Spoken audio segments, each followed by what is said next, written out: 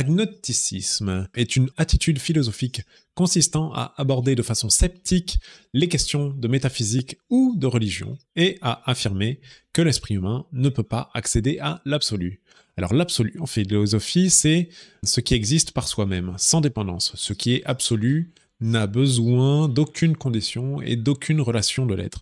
L'absolu ne dépend d'aucune autre chose. L'absolu a, d'une part, pour synonyme inconditionnel et indéterminé, par le sens de parfait, achevé et de totalité. Bon, le sceptique, scepticisme aussi, je connaissais pas du tout, pyrrhonisme, est à l'origine d'une philosophie et une méthode grecque qui compare et oppose toute chose afin d'atteindre la tranquillité de l'âme. Question de métaphysique. Donc métaphysique est une branche de la philosophie qui étudie la nature fondamentale de la réalité.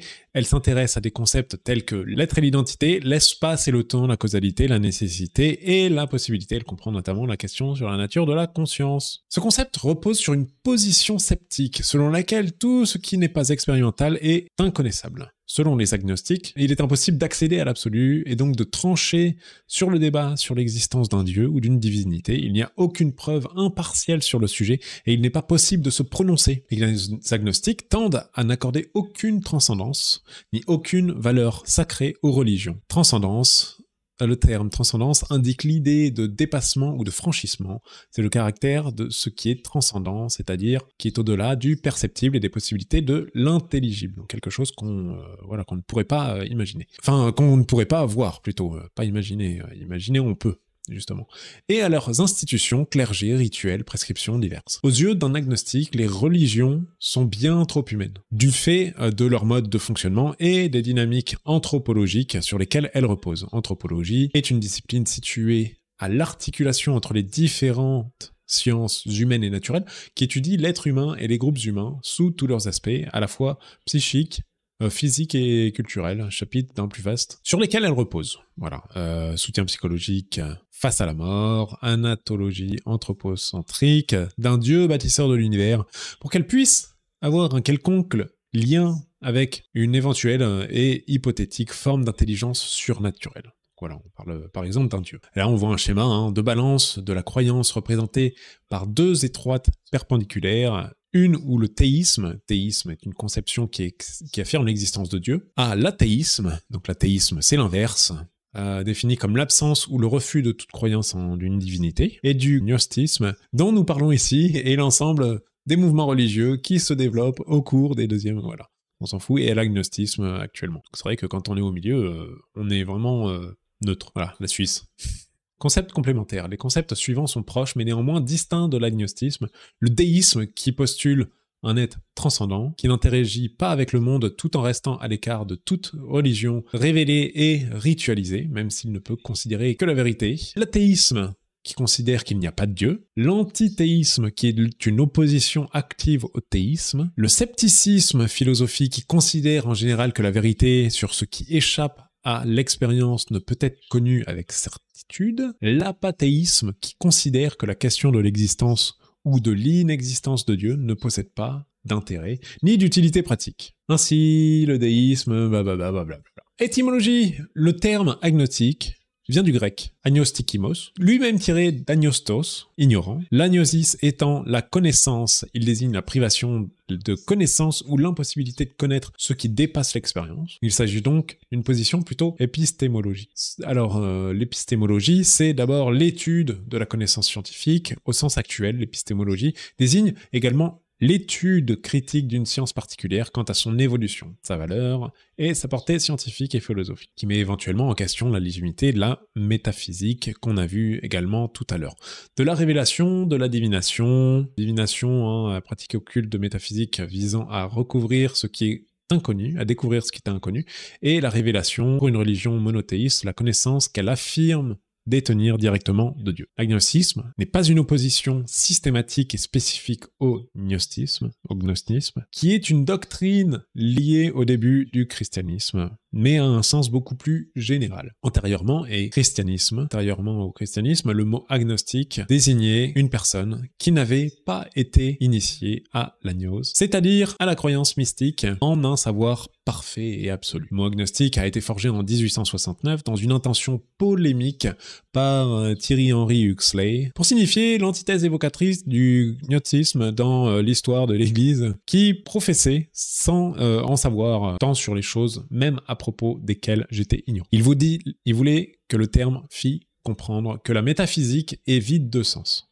comme le pensait déjà le philosophe empiriste David Hume, qui recommande à la fin de son enquête sur l'entendement humain, de jeter aux flammes les livres de théologie ou de métaphysique scolastique.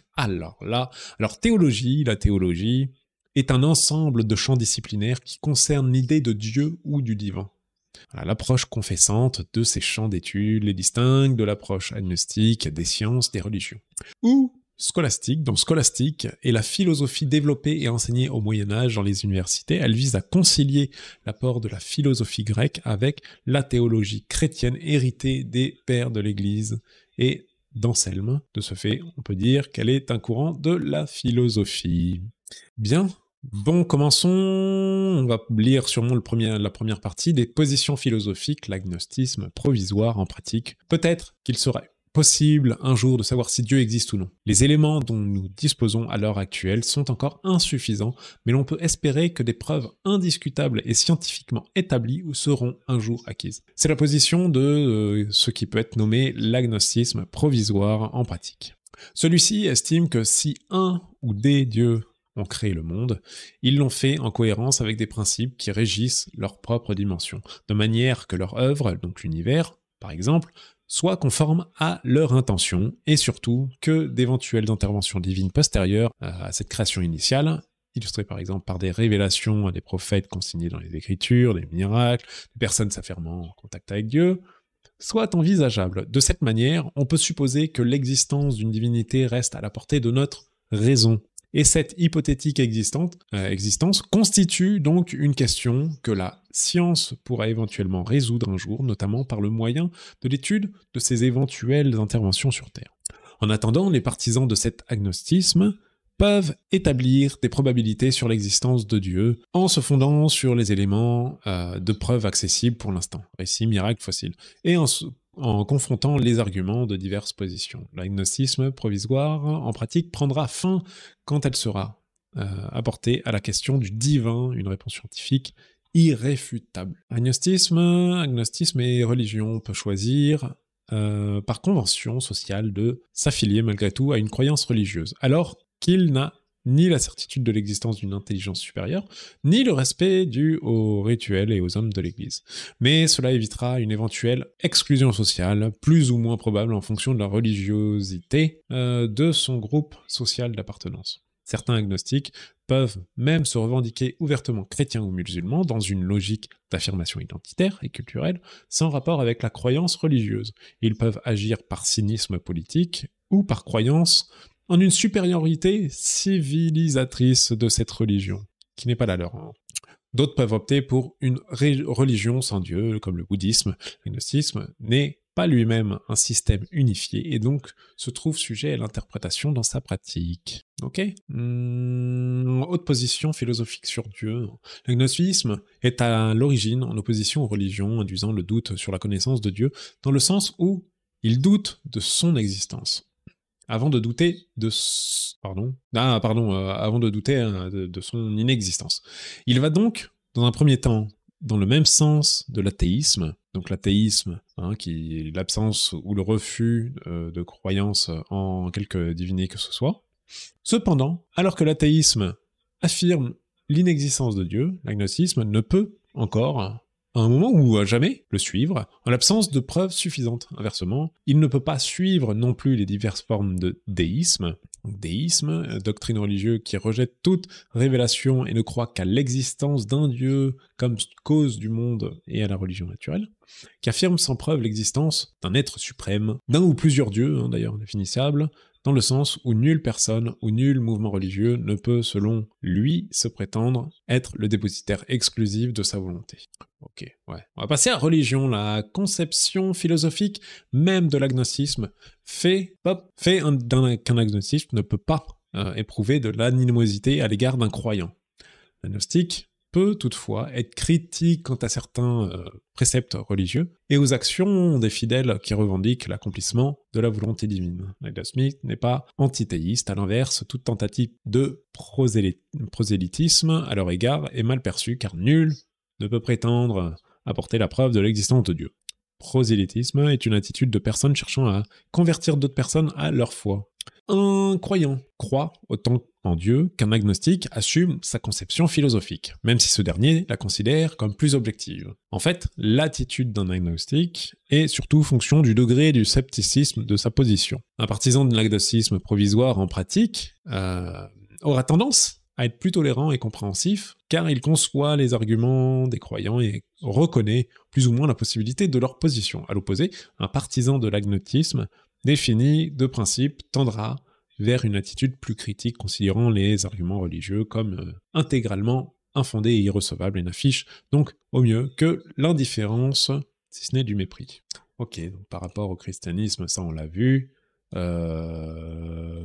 Est-ce qu'on fait un petit peu toutes les religions? On l'a vu de toute façon, le christianisme et l'agnosticisme sont faits parfois à la fois de confrontation et de tolérance. L'exemple le plus évocateur est le débat qui eut lieu entre les représentants d'Église et les défenseurs de la théorie de l'évolution de Charles Darwin. Islam, le Coran condamne les mécréants ainsi que les faux croyants nommés hypocrites, mais pas spécifiquement les agnostiques. L'histoire de la théologie musulmane est d'ailleurs jalonnée de doutes. Au VIe siècle, Burzoueh, ministre du roi Sassanide Khosrow Ier, exprime ses doutes concernant la vérité des religions de son époque, soupçonnant leurs enseignements d'être vides de sens et considérant les croyants comme les victimes d'une illusion. Judaïsme, la plupart des penseurs et exégètes juifs considèrent que l'on peut arriver à trouver Dieu par sa seule raison. L'exemple type étant patriarche Abraham. Alors patriarche Abraham est un personnage des Écritures juives considéré comme leur principal patriarche des religions juives, chrétiennes et musulmanes par la majorité des courants qui le constituent. Il est une des figures centrales du livre de la Genèse. Cependant, selon la Bible, Dieu fait des miracles pour qu'on croie en lui et en son omnipotence. Omnipotence, ou la toute-puissance, est un pouvoir sans limite et sans fin, notamment dans l'Exode. Donc l'Exode qui est un livre. Voilà, deuxième livre de la Bible et de l'Ancien Testament. Religion non théiste. Certaines traditions religieuses refutent la croyance en un Dieu créateur. Parmi les religions non théistes sont encore pratiquées de nos jours le bouddhisme et le jaïnisme. Jaïnisme, je connais pas trop, est une religion qui aurait probablement commencé à apparaître vers le Xe ou IXe siècle avant Jésus-Christ. Toutefois, la tradition considère immémoriable sa lignée. J'aimerais bien savoir. Compte près de 10 millions de fidèles dans le monde, dont la moitié à peu près en Inde. Ok, sur l'ensemble total. Ok. Jainisme, les moines. Ok, bon, ça vient d'Inde. Ensuite, tandis que le courant athée du Samkhya, je pense que c'est à peu près pareil, hein, ça vient aussi d'Inde, est connu aujourd'hui comme une école de la philosophie indienne orthodoxe, ou particulièrement comme un des 6 darsana. Ces 3 points de vue non théistes partagent la même religion, qui sont plus difficiles à appréhender pour l'agnostique, car elles ne font pas référence expressément à une ou des divinités. Ok, très bien. On va lire quand même les critiques, je pense que ça peut être intéressant. Certains athées les considéraient comme coincés dans une progression inachevée vers l'athéisme, voire le qualifient d'athéisme faible. Comme le reste des religions, des irréligions, oh là, qu'est-ce que c'est que ça? Irréligion est toute opinion philosophique qui refuse le principe de culte religieux. Cette raillerie, contre une posture dite de l'hésitation, simplifie le choix agnostique qui se rapproche plutôt d'une forme de sagesse, de prudence face à l'ignorance, selon l'expression de Bertrand Russell. Dans ses essais sceptiques, l'attitude rationnelle consiste à n'admettre que sur des preuves et à suspendre son jugement là où la preuve fait défaut. Et je pense que c'est une très bonne phrase de fin